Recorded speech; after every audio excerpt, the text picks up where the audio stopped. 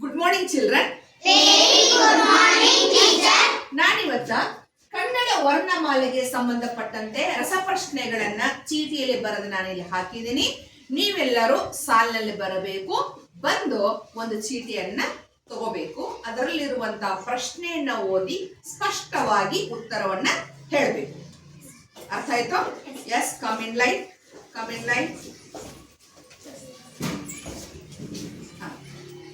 ಜೋರ ಓದಿ. ಪ್ರಶ್ನೆ ಏನಿಲ್ಲ ಅದನ್ನ ಜೋರಾಗಿ ಓದಬೇಕು. ಏನ್ ಪ್ರಶ್ನೆ? ಗುಂತಾಕ್ಷರಗಳು ಎಂದರೇನು?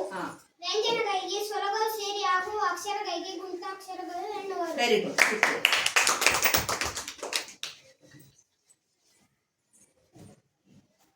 ಸ್ತ್ರೀಲಿಂಗ ಎಂದರೇನು? ಹೆಣ್ಣು ಎಂಬ ಅರ್ಥ ಕೊಡುವ ಪದಗಳಿಗೆ ಸ್ತ್ರೀಲಿಂಗ ಎನ್ನುವರು. Very good. ಎಸ್. ಅಲ್ಪಪ್ರಾಣ ಅಕ್ಷರಗಳು ಎಂದರೇನು?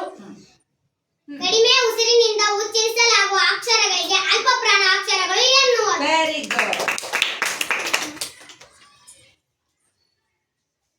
ದೀರ್ಘ ಸ್ವರ ಎಷ್ಟು? ಅವು ಯಾವುವು? ದೀರ್ಘ ಸ್ವರ ಅಕ್ಷರಗಳು 10. ದೀರ್ಘ ಸ್ವರ ಅಕ್ಷರಗಳು 7.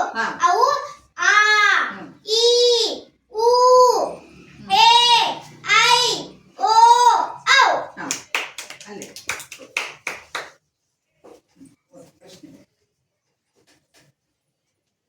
ವ್ಯಂಜನಗಳಲ್ಲಿ ಎಷ್ಟು ಪ್ರಕಾರಗಳು? ಅವು ಯಾವುವು? ವ್ಯಂಜನಗಳಲ್ಲಿ 7 ಪ್ರಕಾರಗಳು. ಅವರ್ಗೀಯ ವ್ಯಂಜನ, ಅವರ್ಗೀಯ ವ್ಯಂಜನ.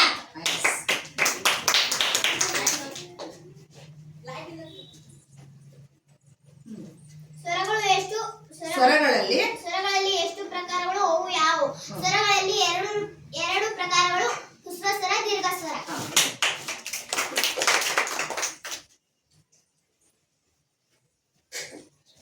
ಹ್ರಸ್ವ ಸ್ವರ ಎಷ್ಟು? ಅವು ಯಾವುವು? ಹ್ರಸ್ವ ಸ್ವರ 6. ಅವು ಅ, ಇ, ಉ, ಋ, ಎ, ಓ. Very good. Very good.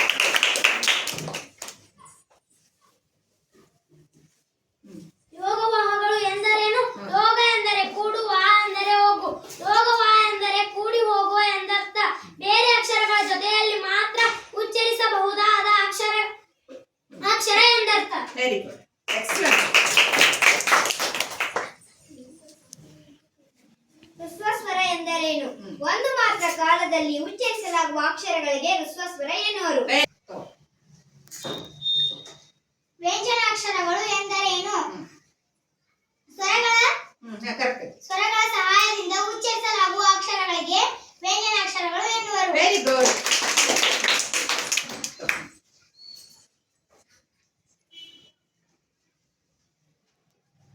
ಯೋಗವಾಹಗಳಲ್ಲಿ ಎಷ್ಟು ವಿಧ? ಅವು ಯಾವುವು? ಯೋಗವಾಹಗಳಲ್ಲಿ 2 ವಿಧ: ಅನುಸ್ವಾರ 1 0, ವಿಸರ್ಗ 2 0. Very good. Excellent. Excellent. Kannada ವರ್ಣಮಾಲೆಯಲ್ಲಿರುವ ಒಟ್ಟು ಅಕ್ಷರಗಳು ಎಷ್ಟು? ಕನ್ನಡ ವರ್ಣಮಾಲೆಯಲ್ಲಿ ಒಟ್ಟು ಅಕ್ಷರಗಳು 49. Very good.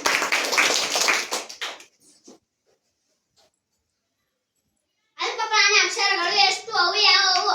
ಅಲ್ಪಪ್ರಾಣ ಅಕ್ಷರಗಳು 10. ಅವು ಕ, ಚ, ಟ, ತ, ಪ, ಗ, ಜ. ಕರೆಕ್ಟ್. ಗ, ಜ, ಗ, ಜ, ಡ, ಡ, ದ, ಪ, ಎ, ಬ. Very good.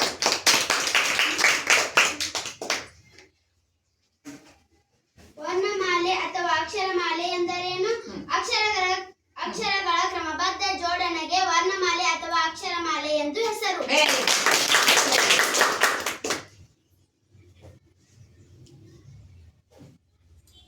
ಅನುಸ್ವಾರ ಎಂದರೇನು? ವಿಸರ್ಗ ಎಂದರೇನು? ಅನುಸ್ವಾರ ಎಂದರೇನು? ವಿಸರ್ಗ ಎಂದರೇನು?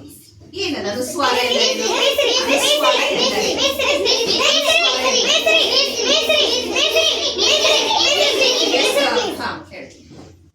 ಅನುಸ್ವಾರ ಎಂದರೆ 1 0, ವಿಸರ್ಗ ಎಂದರೆ 2 0. ಎಸ್.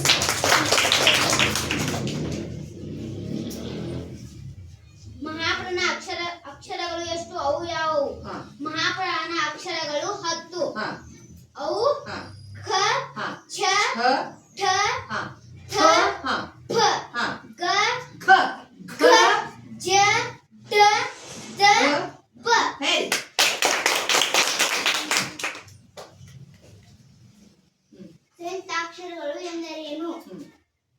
ಹೇಳಿ ಸಂಯುಕ್ತಾಕ್ಷರಗಳು ಎಂದರೇನು? ಸಂಯುಕ್ತಾಕ್ಷರಗಳು ಎಂದರೇನು? ಸಂಯುಕ್ತಾಕ್ಷರಗಳು ಎಂದರೇನು? ಯಾರು ಹೇಳ್ತೀರಿ? ಸಂಯುಕ್ತಾಕ್ಷರಗಳು ಎಂದರೇನು? ಬರಂಗಿಲ್ಲ ಉತ್ತರ? ಎಸ್. ಎರಡು ಅಥವಾ ಎರಡಕ್ಕಿಂತ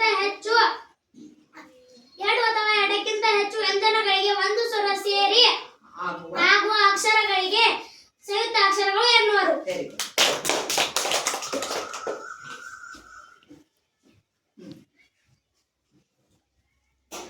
ವರ್ಗೀಯ ವ್ಯಂಜನಗಳು.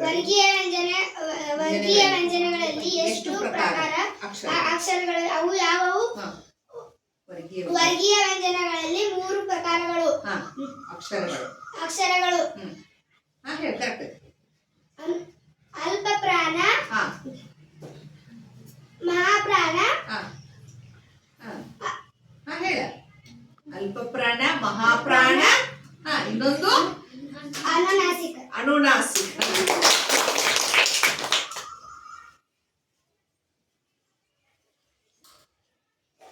ಯೋಗವಾಹಗಳು ಎಷ್ಟು ವಿಧ? ಅವು ಯಾವುವು? ಯೋಗವಾಹಗಳು 2 ವಿಧ. ಒಂದು ಅನುಸ್ವಾರ, 2 ವಿಸರ್ಗ. ಗೋ.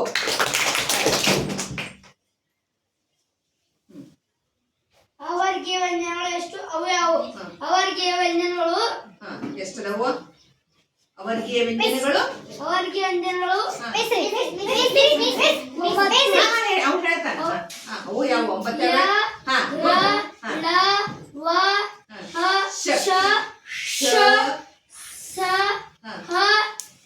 ಗುಡ್.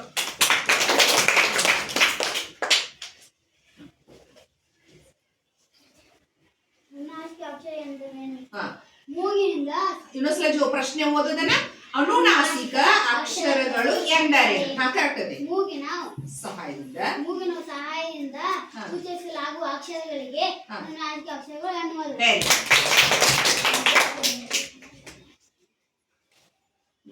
ಲಿಂಗಗಳಲ್ಲಿ ಎಷ್ಟು ಪ್ರಕಾರ? ಲಿಂಗಗಳಲ್ಲಿ 3 ಪ್ರಕಾರಗಳು. ಪುಲ್ಲಿಂಗ, ಸ್ತ್ರೀಲಿಂಗ, ನಪುಂಸಕಲಿಂಗ.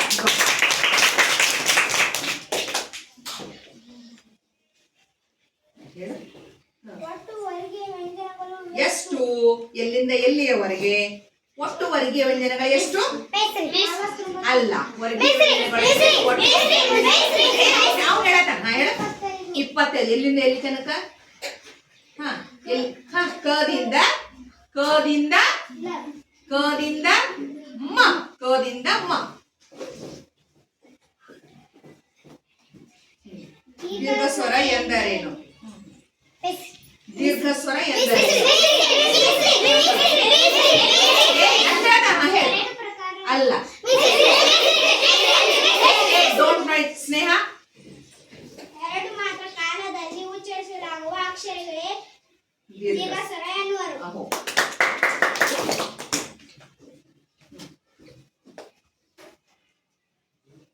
ಪುಲ್ಲಿಂಗ ಎಂದರೇನು?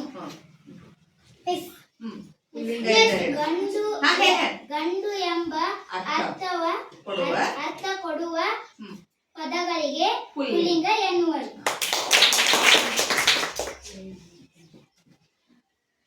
ಮಹಾಪ್ರಾಣ ಅಕ್ಷರ ಎಂದರೇನು? ಹೆಚ್ಚು ಉಸಿರಿನಿಂದ ಉಚ್ಚರಿಸಲಾಗುವ ಅಕ್ಷರಗಳಿಗೆ ಮಹಾಪ್ರಾಣ ಎನ್ನುವರು.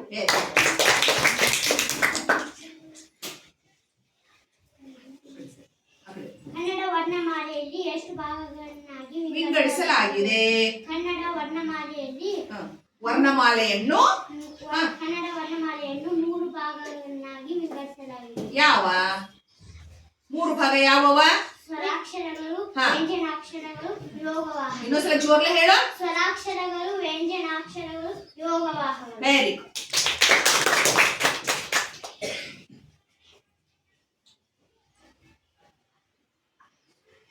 ಸ್ವರಗಳು ಎಂದರೇನು? ಸ್ವರಗಳು ಎಂದರೇನು ಹೇಳು. ಸ್ವರಗಳು ಎಂದರೇನು? ಸ್ವತಂತ್ರವಾಗಿ ಉಚ್ಚರಿಸಲಾಗುವ ಅಕ್ಷರಗಳಿಗೆ ಸ್ವರಗಳು. ಇನ್ನೊಂದ್ಸಲ ಜೋರ್ಲೆ ಹೇಳು. ಸ್ವತಂತ್ರವಾಗಿ ಉಚ್ಚರಿಸಲಾಗುವ ಅಕ್ಷರಗಳಿಗೆ ಸ್ವರಗಳು ಎನ್ನುವರು.